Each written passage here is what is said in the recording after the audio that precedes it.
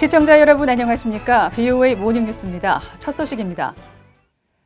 북한의 발사체에 대해 한국 청와대는 새로운 종류의 단거리 탄도미사일로 분석됐으며 재원 등은 미한 간 정밀 평가로 최종 판단하기로 했다고 밝혔습니다.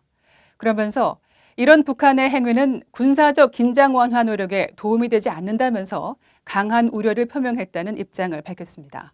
서울에서 안소영 기자가 보도합니다. 한국 청와대는 정의용 국가안보실장 주재로 NSC 국가안전보장회의 상임위원회를 열어 북한이 25일 쏘아 올린 미사일 2발 가운데 하나는 새로운 종류의 단거리 탄도미사일인 것으로 분석했다고 보도자료를 통해 밝혔습니다. 또 정확한 종류와 재원 등은 향후 미한 간 정밀평가를 통해 최종 판단하기로 했다고 밝혔습니다. 이어 상임위원들이 북한의 이 같은 행위는 한반도에서의 군사적 긴장 완화 노력에 도움이 되지 않는 것으로 강한 우려를 표명했다고 전했습니다. 앞서 한국합동참모본부는 북한이 25일 오전 5시 34분과 5시 57분쯤 원산 일대에서 동해 해상으로 발사체 2발을 발사했다고 밝혔습니다. 첫 번째 발사체의 비행거리는 430km, 두 번째 미사일은 690여 킬로미터를 비행한 것으로 분석했습니다. 한국, 제주도 등 한반도 전역이 사정권에 든다는 겁니다. 한국 국방부는 브리핑을 통해 지난 5월에 이어 북한의 단거리 미사일로 추정되는 발사체 발사와 관련해 미 군사당국과 정보를 공유하며 정밀 분석 중이라면서 재발 방지를 촉구했습니다. 정부는 관련 동향을 예의주시해 왔으며 북한이 한반도에서 군사적 긴장 완화 노력에 도움이 되지 않는 이러한 행위를 중단할 것을 촉구합니다.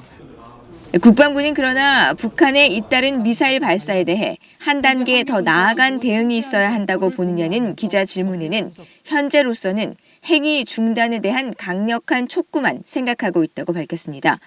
또 이번 미사일 발사를 도발로 보느냐는 질문에는 군사적인 위협, 한반도의 긴장 완화를 위해 하는 행위로 본다면서 말을 아꼈습니다. 한국 외교부도 북한의 단거리 미사일 발사 직후 미국, 일본 북핵 수석대표와 연락해 관련 정보를 공유하고 분석을 긴밀히 하고 있다고 밝혔습니다. 서울에서 VOA 뉴스 안소영입니다. 미국 내 전문가들은 북한이 이번에 발사한 미사일이 지난 5월 발사 때와 유사한 이스칸데르급 미사일로 평가했습니다. 미국과 협상을 앞두고 더 많은 것을 얻으려는 전략이라는 분석과 함께 북한의 미사일 관련 활동이 일상화되고 있다는 지적도 나왔습니다. 오택선 기자가 보도합니다. 비확산 전문가인 제프리 루이스 미국 미들버리 국제연구소 비확산 연구센터 소장은 24일 VOA에 이번 미사일의 사거리를 근거로 지난 5월에 쏜 이스칸데르급 KN-23 단거리 미사일로 추정된다고 말했습니다. 피핀 나랑 MIT 교수도 자신의 트위터에 거의 틀림없이 KN-23이라고 분석하면서 고체 연료 준탄도미사일이라는 견해를 밝혔습니다. 또 큰 도발은 아니지만 고체 연료에 대한 북한의 경험이 증가하고 이것이 대륙간 탄도미사일 ICBM에 등장한다면 우려가 될 것이라고 설명했습니다. 그러면서 이번 발사는 다음 달로 예정된 미한 연합훈련에 대한 시위 성격으로 분석했습니다. 트럼프 대통령과 북한 김정은 위원장의 판문점 만남 이후 실무협상 재개가 추진되는 가운데 나온 북한의 탄도미사일 발사라는 점도 주목됐습니다. 미국 외교협회의 스콧 스나이더 선임연구원은 워싱턴 포스트에 북한이 지난달 판문점 회동 이후 기대값을 높이며 전략적인 행동을 하는 것으로 분석했습니다. 특히 북한은 판문점 회동을 미국 측의 과잉 열망의 증거로 해석했을 것이라며 북한이 협상에 유보적인 태도를 보이며 무엇을 더 얻어낼 수 있는지 살피고 있다고 설명했습니다.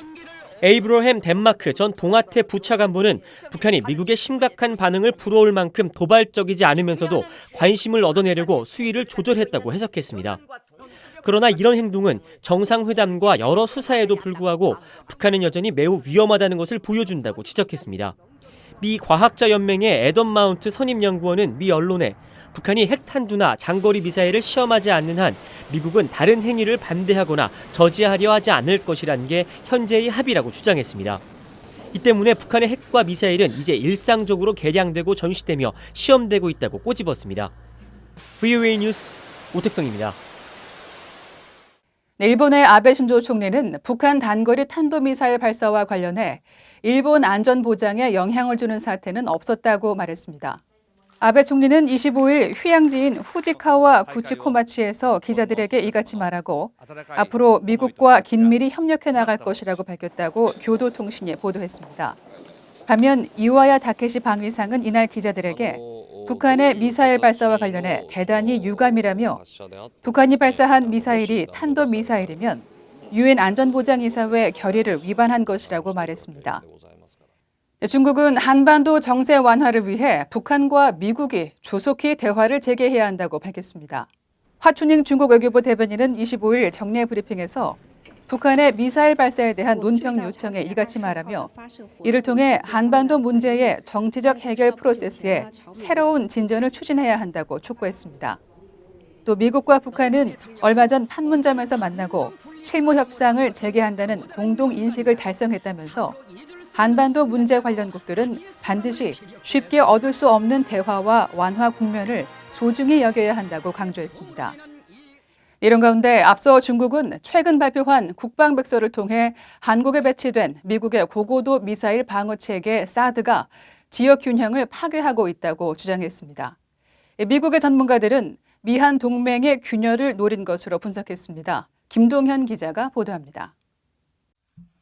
중국 국방부는 신시대 중국 국방이라는 제목으로 24일 발표한 국방백서를 통해 미국이 군사동맹을 강화하고 군사 배치와 간섭의 힘을 늘려 아시아 태평양 지역의 복잡한 요인을 증가시켰다고 주장했습니다.